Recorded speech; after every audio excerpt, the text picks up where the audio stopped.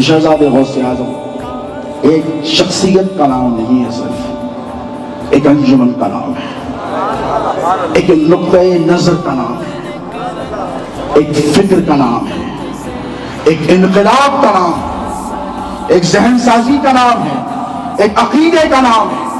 شہزادے غوث اعظم کی تعلیمات، شہزادے غوث اعظم کے مواعظ، بدعقیدگی کے بڑھتے ہوئے سیلاب سے آپ نے جو جہد مسلسل فرمائی 50 سال تک، ایک بات کہہ کر اپنی بات کو ختم کر لوں گا، یہ قبلۃ القادریہ ہے رکن میں، یہ قادریوں کا قبلہ ہے۔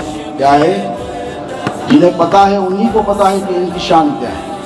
محی الدین ثانی کی شان ہو تو مستغنی علی الرقاب سرکار شاہ موسیٰ قادری کی شان ہو، یہاں ٹھہر کر ان کا قطع مبالغہ آرائی سے کام بولیے نہیں لے گا۔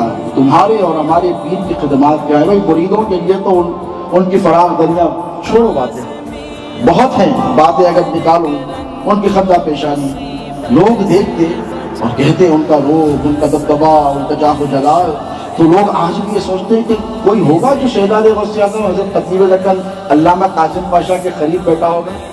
بھائی اتنا جلال ہے، کیوں؟ اسٹیج پر جلال دیکھا ہے نا۔ کہاں دیکھا؟ اسٹیج پر جلال دیکھا ہے، لیکن جمال، جیسے شفر پاشا صلی اللہ علیہ وسلم نے اپنے خطاب میں فرمایا کہ یہ خانوادہ وہ جس میں جلال بھی ہے جمال بھی ہے۔ غوث اعظم کا جلال بھی ہے جمال بھی ہے۔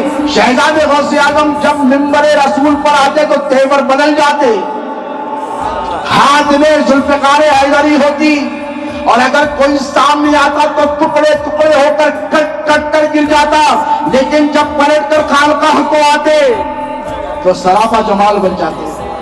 جو آتا قدموں سے لپٹ کر بیٹھ جاتا، اور جو بیٹھا ہے اسے پتا ہے، پتا ہی نہیں چلتا کہ ہم شہزادے غوث اعظم کے ساتھ بیٹھے۔ اتنی شفقتیں، آؤ میاں بیٹھو میاں، سینے سے لگا لیا، کسی کے سر پر ہاتھ رکھ دیا، کسی کے بازو سے پکڑ لیے، اپنے ساتھ بٹھا لیا، کھاتا کھلا رہے ہیں تو اپنے ہاتھوں سے ڈال کر کھلا رہے ہیں۔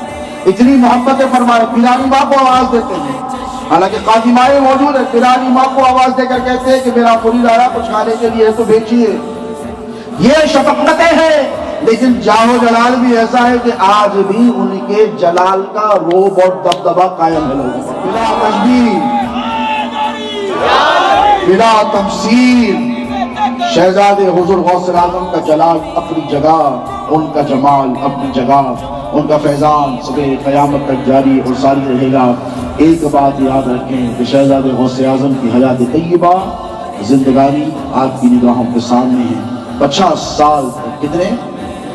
کبھی اپنی ذوالفقار کو جو دادا نے عطا کی تھی میہن میں نہیں رکھا، ہمیشہ شمشیر برہنہ رہے۔ کیوں رہے؟